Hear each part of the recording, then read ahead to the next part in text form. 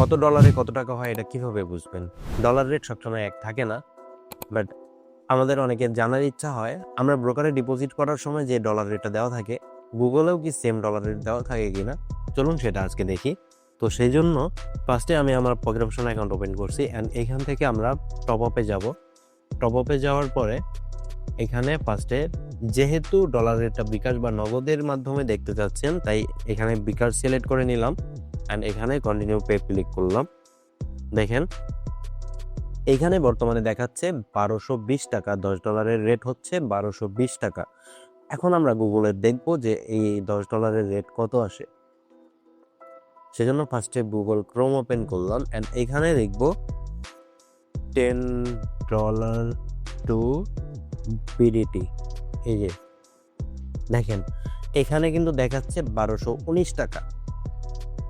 তো ডিফারেন্স তেমন একটা বেশি না, এই 1219 টাকা 32 পয়সা, যেহেতু এই 32 পয়সা এক্সট্রা আছে তাই এখানে আমাদের 1220 টাকা দেখাচ্ছে।